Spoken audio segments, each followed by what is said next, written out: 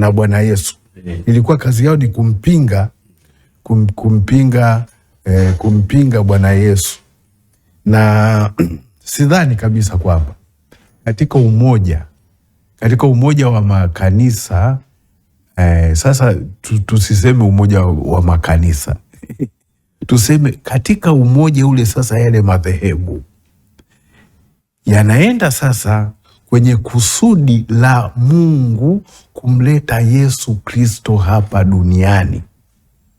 Mungu amemleta mwanawe mpendwa Yesu Kristo hapa duniani ili ule umoja aliokuwa nao na mwanadamu aurejeshe. Na katika kuurejesha ule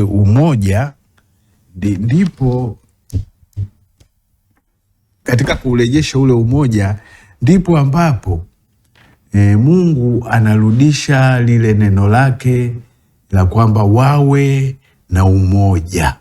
Tazama jinsi ilivyo vema na kupendeza, jinsi watu wanavyotakiwa wakae pamoja kwa umoja. Sasa nini kilitokea? Ndugu yangu Musa ameeleza hapa kwamba kuna mambo ambayo yameingia kwa wanadamu. Badala ya kuwa na umoja wamefarakana, badala ya kuwa na umoja wamefarakana, na katika kufarakana wamefanya mambo yao, na katika kufanya mambo yao wameenda kinyume na mpango wa Mungu. Na Musa hapa ameeleza, unajua Yesu Kristo amekuja ili tuwe na umoja kisha tuwe nao tele, kama anavyozungumza katika ile Yohana 17:3. Mimi nalikuja ili wawe na uzima kisha wawe nao tele. Sasa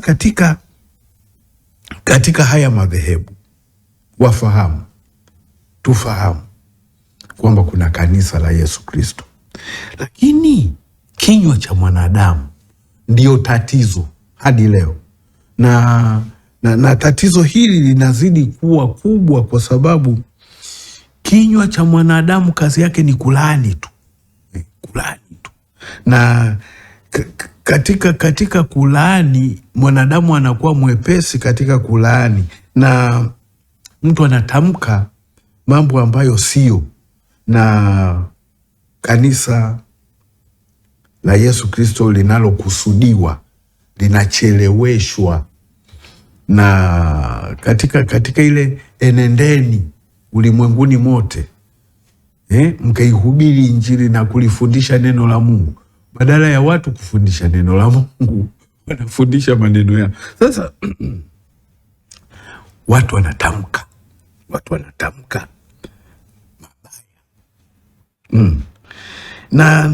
Na mtu anayemtamkia mwenzake mambo mabaya ajue anajiwekea hakiba. Ni kama vile unavyopeleka pesa benki unajua, ukimtamkia mwenzio mabaya ni kama vile unaweka akiba fulani ambayo baadaye itakushughulikia wewe mwenyewe.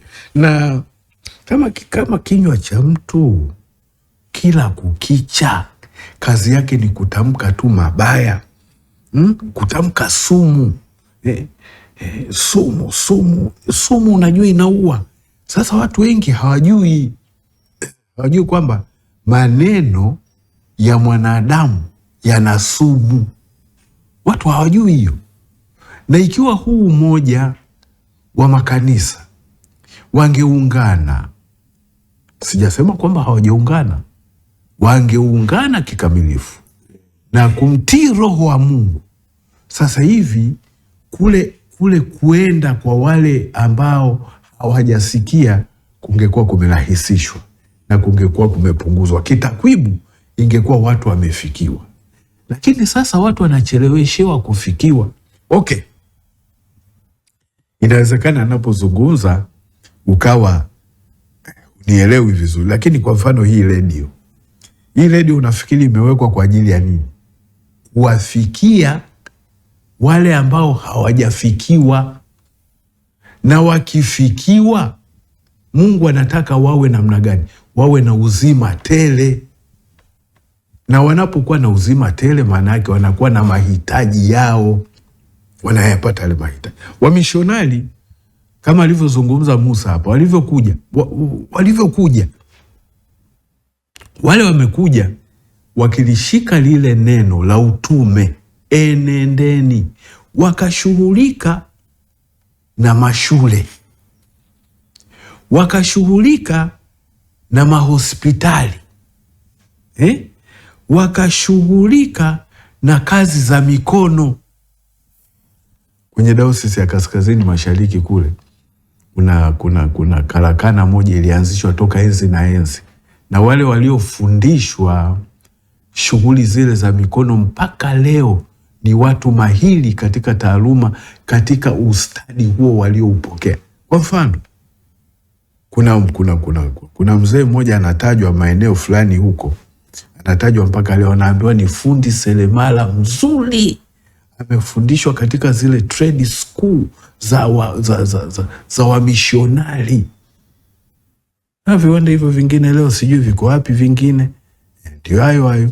Sasa vingine sijui viko wapi, sitaki mimi kukumbusha mambo kama hayo.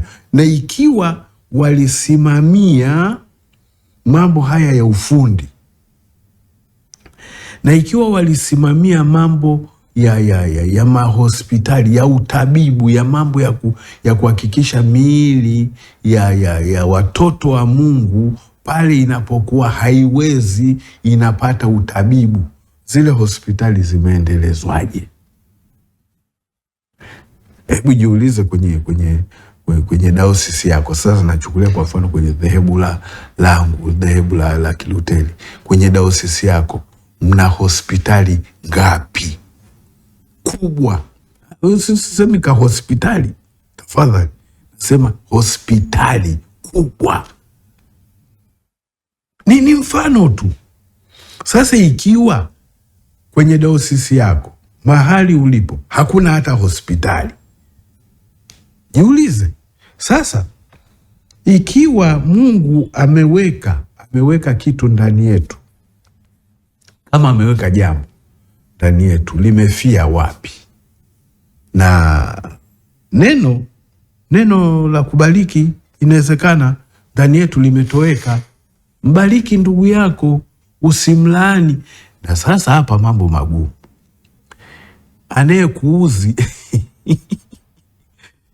Anayekuuzi unatakiwa umbariki. Unasikia bwana? Anayekuuzi unatakiwa umbariki, sio umlaani.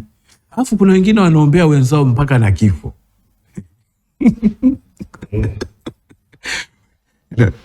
Huyu afadhali afe. Sasa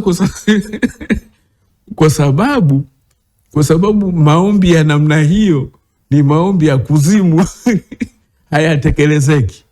Kwa Mungu anashangaa huyu mtu ambaye anashindwa kumsamehe mwenzake, badala yake anamlaani. Sasa ndio maana utakuta familia nyingine badala ya kubarikiwa zinakosa baraka. Neno la kubariki lazima litoke katika mioyo yetu. Umoja wa makanisa, wabarikiane basi ya madhehebu. Wewe kazi yako unakaa kila kukicha lisakama dhehebu la mwenzako. Wewe unataka libaki la kwako tu. Sasa hiyo ni laana. Sasa unajua leo kipindi hiki ni cha Roho Mtakatifu. Kwa sababu hata nikizungumza neno ambalo ni jepesi, unataka la mafuta halipo. Nchi inaweza ikakosa maendeleo kwa sababu watu inaitwa kulaaniana. Nchi inaweza ikakosa maendeleo kwa sababu watu wanalaani tu, hawapendani, wanalaaniana tu, hawana maendeleo. Musa, nilikuwa pale mimi naangalia, na wala usifikiri kwamba kupenda michezo na wafu na walokole wenzangu nao bwana wana mambo. Ili kupenda michezo ni nani? Sasa Mimi nilikuwa naangalia na leo vijana wetu chini ya miaka 17 wanacheza, na wala usiniambie kwamba kwa nini nimeingiza hilo jambo hapo. Wewe unataka nini? Unataka vijana wetu, kwa hujui kwamba michezo ni ajira?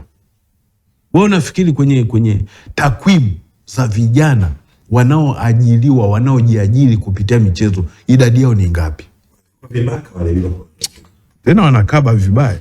Sasa leo vijana wetu chini ya miaka 17 wanacheza fainali la kombe la vijana chini ya miaka 17 la Afrika. Fainali. Hebu wewe uliota lini kwamba Tanzania itafika fainali? Uliota wapi? Afu watu wengine kwa mawazo yao wanafikiria kwamba hatuwezi. Hilo neno hatuwezi hilo ni limekaa kilaana hilo. Sisi tunasema hivi, tunaweza. Na umoja wa makanisa unaweza kuacha yale mambo ambayo sio na kurudi katika mambo ambayo yanauimarisha umoja. Ndiyo. Sasa Yeremia aliandika maneno pale, akasema kwamba Njoni na tumpige kwa ndimi zetu. Yaliandikwa maneno pale, kuna maneno yameandikwa pale, Njoni tukampige kwa ndimi zetu. Ina maana walikuwa nataka apigwe nani hapa? Yeremia, nabii wa Mungu. Sasa Roho Mtakatifu hapa anasema hivi, Watanzania tuache. Mtu anayeinuka kwa ajili ya taifa hili, kwa ajili ya kuleta mema kwa ajili ya taifa hili, msimuinukie na kutaka kumpiga na kutaka kumpoteza. Hiyo ni roho ya kuzimu. Tuna vipawa vingi, tuna karama nyingi, tuna vipaji vingi. Kwa nini hatuviweki pamoja vikaweza kutumia rasilimali? Na kwa taarifa tu ni kwamba kitakwimu idadi kubwa ya Watanzania ni vijana. Mimi nawapongeza hata Upendo Radio sana. Nawapongeza sana kwa lile tamasha la Twenzetu kwa Yesu. Na tena lile lisifanyike mwaka mara moja. Ikiwezekana kwa mwaka mara 2 au 3. Vijana hawa wasipoendewa, vijana hawa wasipoelimishwa, vijana hawa wasipowezeshwa, nataka nikuambie kwamba utakuwa na balaa. Usipowaendeleza vijana, usipowawezesha vijana, unajitengenezea mwenyewe balaa. Na balaa hili litakuwaje? Tuwalithishe vijana wetu urithi ambao Mungu ametupa. Sasa kwa mfano wewe umejaliwa, okay, Mungu amekujalia, una utajiri mzuri sana, halafu huwashirikishi watoto wako ule utajiri ulionao. Wanasema kwamba utajiri huu ni wa baba, utajiri huu ni wa mama. Ukiondoka